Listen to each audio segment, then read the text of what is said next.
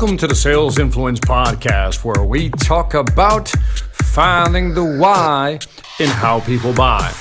I'm your host, Victor Antonio, and today I'm excited to do another lightning round.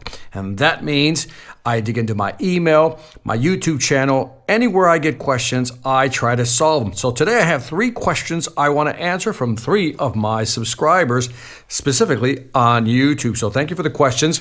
By the way, before I get started, let me give you a reminder. My new learning management system is up and running, salesmasteryacademy.us. Salesmasteryacademy.us. Check it out. All right. First question comes from, I don't know if I'm going to get the name right, but I always do my best. Kishore Kumar. Kishore, K-I-Shore Kumar. Now, Kishore was listening to my Sales Influence podcast number 86 on how to follow up. And he has a simple question, but I think it requires a big answer. He says, "Hi, Victor. I'm selling security system services, and I would like to know how to quantify a feeling of being secured." That's an interesting question, right? Let me say it again. "Hi, Victor. I'm selling security system services. I would like to know how to quantify a feeling of being secure." Now, I can only assume, because that's all you gave me, Kishore, is that you're trying to figure out, because you've seen my past podcasts or heard them, or my videos, where I talk about you have to quantify the value of why people should buy something. Now, when you're selling a security system, what you're selling is indirectly an intangible, right? In other words, you need to make people feel secure. So let's take a step back, because the big question is how can you sell more security systems more effectively? So here's what I would do. And I'm going to answer this question by backing into it. If I were to be selling security systems, here's the first thing I would do. Step number 1, I would target the right area. In other words, I would find an area, a market, where I know security systems are needed. For example, maybe there's certain areas where there's more crime than others. So my first question would be, are we targeting areas where you need security systems? For example, I live in a very nice neighborhood, really nice neighborhood, and the crime rate around our neighborhood is so low, it's almost unheard of, which is a good thing. So for you to sell me a security system, maybe I wouldn't want to buy one. Now, again, that's not saying I wouldn't, because I have a lot of things in my house I would like to protect. So again, there would be a reason of why I would buy one. But nonetheless, if I want to have a higher probability of success, my first step would be to find target areas that have a high crime rate. Now, you can go to your city center and get all this information. So once I know what the area is, kind of where some of the problems are, step number 2 would be to get the information in that area. In other words, I would actually go, again, whether it's City Hall, the city center, try to get some police department reports. And what I would be looking for is, how many break-ins, how many house break-ins did they have, let's say in the last 2 or 3 months? Or how many car thefts did they have in the area? In other words, anything that has to do with security, I would want to know what's going on in that area. Now, step number 3 is I have the right target area. I now know what's happening in that area. I know that crime is high. Again, break-ins are happening. Car thefts are happening. People breaking into cars. So then what I want to do is step 3 is when I talk to customers, I want to talk about what's going on in that area. And I talk about what if this were to happen. See, many people live in an area, but they really don't know what's going on around in that area. See, you now have that knowledge. So imagine for a moment you're talking to a potential client, and then you say something like this. Did you know that last month alone, there were 35 break-ins within 1 mile radius of your house? The customer said, "No, I didn't know that." Did you also know that the number of car thefts, or break-ins rather, has also gone up by 20% just in the last 6 months? And then you can really begin to talk to the customer about, what if that happened to you? What would you have to replace? How much effort would it take you to replace your valuables? What would be the cost? How much time and effort would that cost you? See, now what you've just done here is, obviously you're selling to a fear, the fear aspect of owning a security system. I get that. And you don't have to always do this. but making people aware. See, because I'm not trying to scare people, I'm trying to make them aware of what's going on in their area. And by making them aware, I am providing community service, a community service. So don't feel guilty about sharing this information. You're giving them information they probably don't have and didn't know. So you're doing them a service. You're informing your potential buyer about what's going on in the area. If I can inform them about what's going on in the area, talk to them about how will this, if somebody broke into your house, how would that impact your insurance? What would you have to go through? What would be the replacement value? How much time and effort would that cost you? The stuff you have is valuable. Could you replace it? So forth and so on.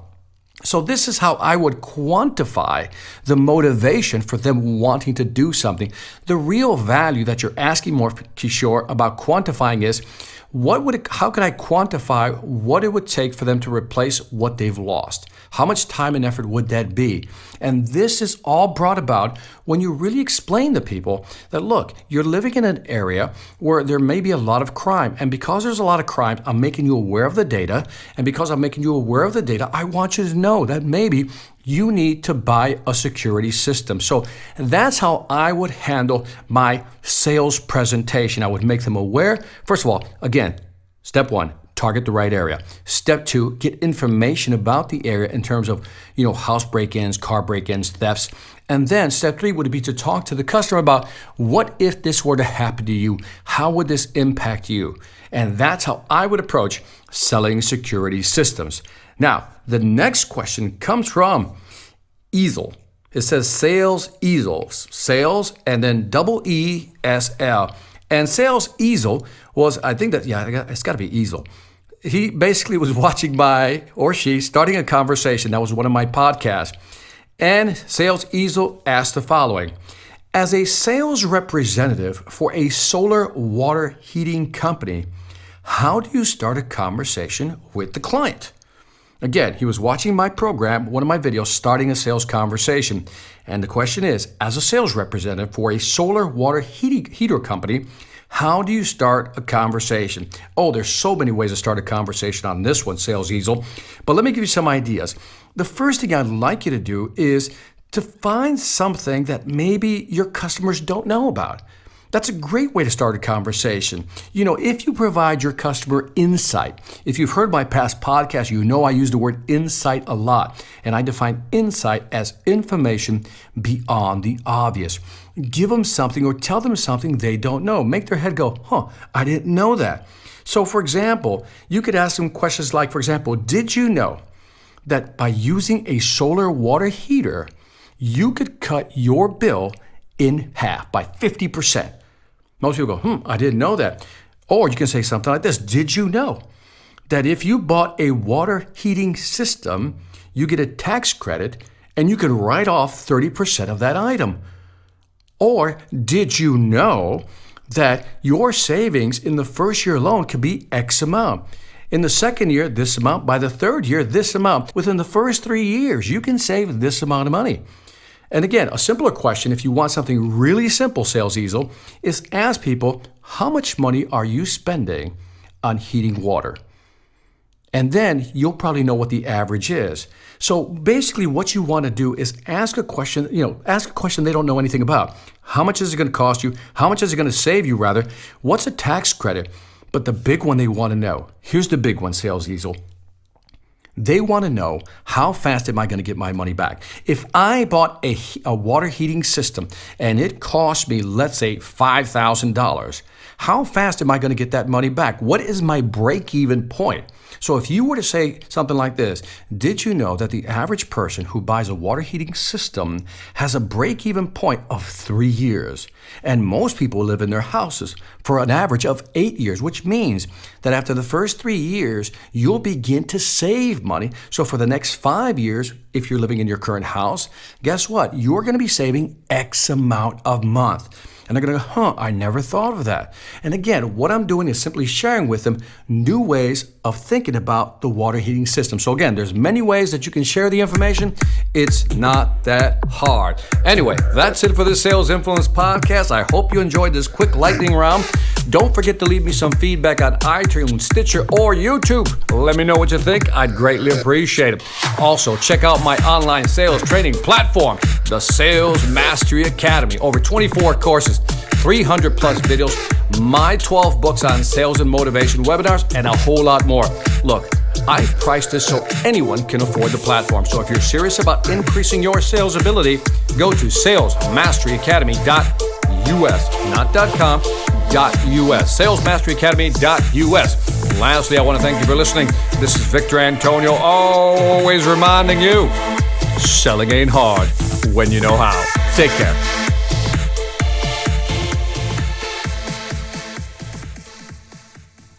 Hi, I'm Victor Antonio. I'm an author, sales trainer, and keynote speaker. I'm often asked, what makes a great speaker? Is it someone who delivers real content that the audience can use? Is it someone who engages the audience so they're part of the learning experience? Or is it someone who can motivate an audience to push them beyond their comfort zone and discover new abilities? The answer is yes. But the most important thing to remember is that I'm not there to look good. I'm there to make my client look good. Simply put, it's never about me, and it's always about them.